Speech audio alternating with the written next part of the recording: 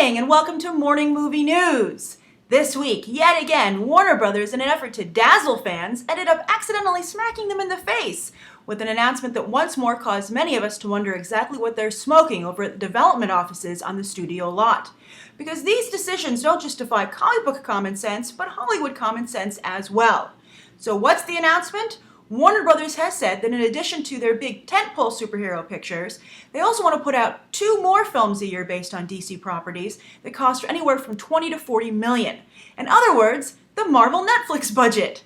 So I think right off the bat that's very unfavorable. It's a very unfavorable comparison for DC because basically they're saying, hey, what Marvel views as a television effort, granted, probably very good. Netflix has a lot of money to spend over on their. I think House of Cards was like $100 million. We think that is worthy of the movie theater and movie theater ticket prices. So I think that that's a big disjoint right there. And they're going to be putting up entertainment on the DC side, the Warner Brothers side, that is going to be at the television level, the cable or the premium television level of Marvel. So I think that's bad right away. So again, these projects will be smaller titles like Suicide Squad, Deathstroke, things like that. And then right there, you automatically think The Losers, another DC property that was low budget, that was put out and did very poorly at the box office. So it's like, why would anybody want to duplicate that? Then on top of all of this, the person in charge of this is David Goyer, because Blade Trinity was so well received. I'm obviously being, of course, sarcastic there. For anybody who's not aware that Blade Trinity really did not go over well with fans, I would say with the exception of Ryan Reynolds' performance, he was very funny, and I always think Parker Posey is a lot of fun. But of course, in his own movie, Blade got really overshadowed, I think, and that was another big complaint that a lot of people had about that film. It was mostly the Ryan Reynolds, Jessica Biel show. But I don't understand, I continue to be mystified why Warner Brothers trusts David Goyer and has put him on a pedestal over there. Just because he touched Christopher Nolan's shoulder, they're like, he has the magic. And I'm like, I don't think it works that way, particularly since Christopher Nolan, spun this guy off and said, get away from The Dark Knight and The Dark Knight Rises, and just used him as an idea man. Nolan and his brother Jonathan are the ones who really are what made the Dark Knight trilogy work. And I don't know why you would take the guy who probably made Batman Begins one of the lesser films. I know some of you will disagree with me there, but I feel Batman Begins is nowhere near the quality of even The Dark Knight Rises. So I don't know why you would bring that guy in and be like, you know what, you're in charge, David. Let's just all sit at his bended knee and just listen with rapture and not question him. And I'm like, if there's anybody you should be questioning, it's David Goyer. All right, so I have huge misgivings about this, and I really do think that the Marvel Netflix comparison is what just is the final nail in the coffin here for this, before this idea even gets off the ground. And also, I would also say, Warner Brothers, until you've perfected your big budget films, you shouldn't try and move into the smaller films, because big budget films have special effects to take care of story problems, which is a big problem at DC Warner Brothers right now. Their storytelling skills are not good, but you can distract people with shiny special effects. But when you get to these smaller budget films, story and script and directing are so important. So unless they're going to hire auteurs, this is where you want to bring Darren Aronofsky in or some talent like that. That could be interesting. But if they're just going to make a television movie and try and make everyone pay the $14 to $15 that it costs to go to a movie now, at least in the big cities here in the United States, they really are smoking something over there. All right, so that's the first story of the day. The second story is that the Oscar race continues to heat up, and this got a number of movies got a real bump yesterday as the New York Film Critics Society, gave their awards out, the Film Circle. Yes, the New York Film Critics Circle. Now, every city has a Film Critics Circle, and they almost all give out awards. But the New York branch is very well regarded. So obviously people pay a lot of attention to what New York has to say, the Los Angeles Critics Association, and to some degree I feel like the bigger cities like Chicago and stuff like that, Boston. But New York and LA are very reflective, I think, of voter mentality. So there were some surprises. That's why I'm bringing this up. Now, I think American Hustle brilliantly timed its screenings because it was fresh in the mind of the New York film critics, and as a result, maybe it's really good. I don't know. This is such a competitive year. But American Hustle, which has been kept really under wraps, landed Best Picture from the New York Film Circle. So that was amazing. And I think even more amazing was that Jennifer Lawrence got Best Supporting for her role there. Now, I reported last week that she was getting major buzz for her role, with people saying that if she hadn't won the Oscar last year for Best Supporting, she would be a serious contender this year. But she might be. maybe she still is. Maybe she'll win back-to-back Oscars. Very rare, and would be a huge plus for this actress. Now, the other thing is, I think some people have got to be fans, and also the actors in American Hustle, have to be a little annoyed that Jennifer Lawrence, in a very tiny part, I've heard her part is very small, completely is overshadowing Amy Adams, Christian Bale, Bradley Cooper, Jeremy Renner. Nobody's paying any attention to these people, and Jennifer Lawrence is getting all the heat. Now, obviously, she is in the sweet spot. It's a perfect storm of awards heat and box office heat. She really is the girl on fire from, obviously Catching Fire. But, in the cover of the trades, when they made this announcement about American Hustle winning Best Picture from the American Film Critics Circle, they used a picture of Jennifer Lawrence in the film because she won for Best Supporting. They didn't use an ensemble picture of the movie's poster. They just, this is becoming a Jennifer Lawrence vehicle. So that's the way sometimes media and critics can twist a film, and why you have to really watch your back if you're an actor, because something might be supposed to be your film, but then, oops, it's somebody else's. Kind of like what happened to Mark Wahlberg in The Fighter when it became Christian Bale's movie, and even to some degree Melissa Leo's. And Wahlberg, who produced the film and worked very hard to get it off the ground, didn't even get a nomination for actor for The Fighter, for at least the Oscars. All right, so the other big winners, there were three other surprises. All right, the first, Robert Redford won Best Actor for All Is Lost. That's very impressive. I've seen the film, though. I've seen his performance. Very good. He almost has no lines, but he really holds your attention. Really great. I love that film. I think it's really good, and I think he's deserving of the award. This makes him a strong contender going into the Oscars and Golden Globe race, obviously.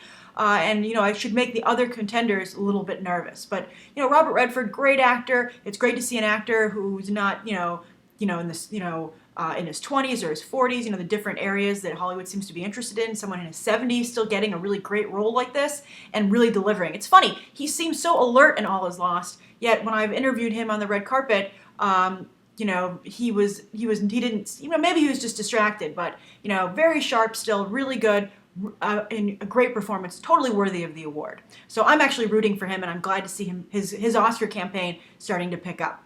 The other winner was Cate Blanchett for Blue Jasmine. Now, the Best Actress race, not as competitive. It's never that competitive because there are rarely a lot of good female roles. But Cate Blanchett, I thought she was very good in Blue Jasmine as well. I think these are two good picks, so I'm very excited for her as well. But it's interesting, some people wondered if that movie came out in the summer, that was too far away, if people would still remember it, but voters are still remembering her performance. So that was Robert Redford, Cate Blanchett, your your New York Film Critics Circle Best Actor and Best Actress. That might be what we see going down at the Oscars. That's an interesting group. I don't know how ratings friendly they are as winners, but they are worthy of it as actors.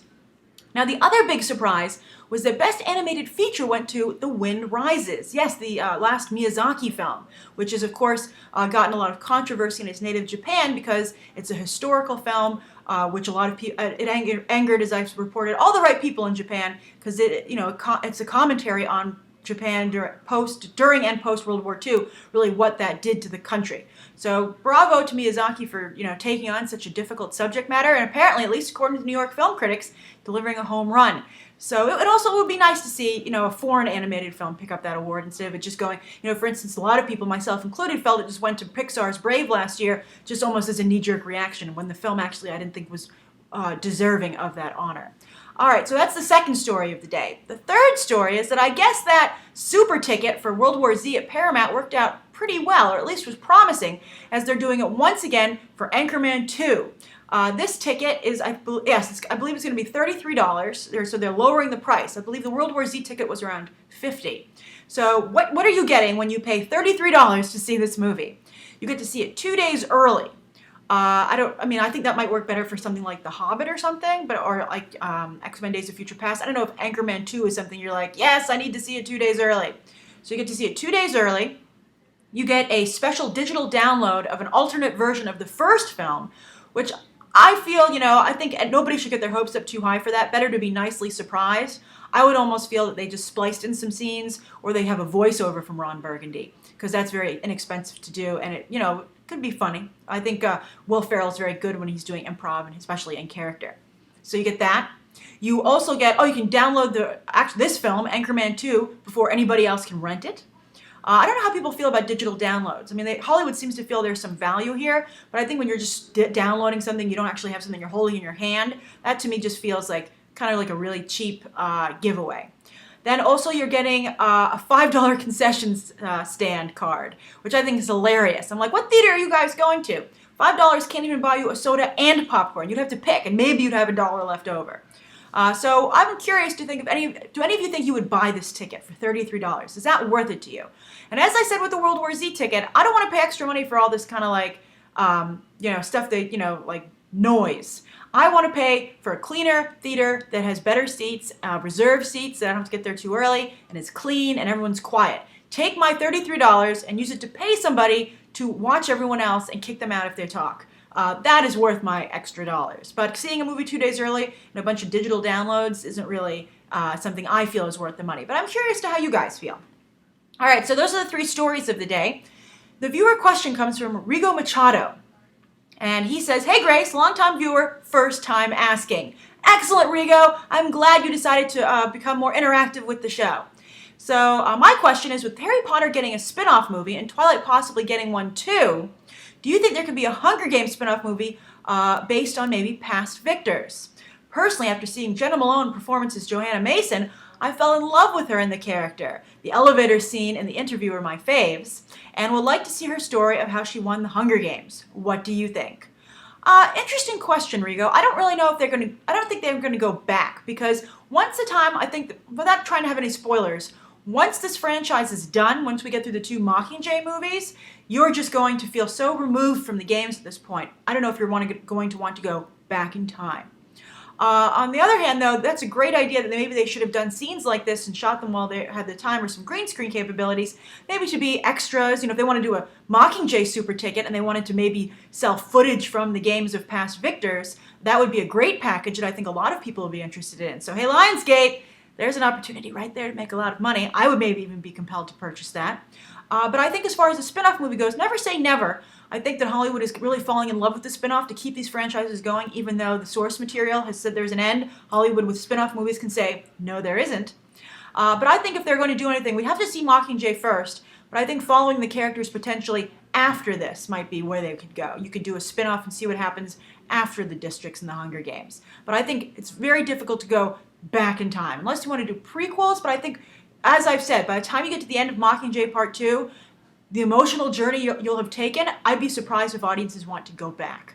So if they want to have these past victor, footage, that should be an extra on DVDs, or as I said, a super ticket. And I think that would be a great extra. But I really do like Jenna Malone, by the way. If you haven't seen her in Hatfields and McCoys, that's where she really made a big splash recently, and that's how she got this role. It's a History Channel original series. She's very good at it, and I hope this gets Rigo, if we can't get spin-off movies, maybe we'll get movies for these actors in other franchises. As I said, I thought Finnick Odair would make a great Peter Pan or Tarzan, and I know they're making a big Peter Pan movie with maybe Javier Bardem as Captain Hook.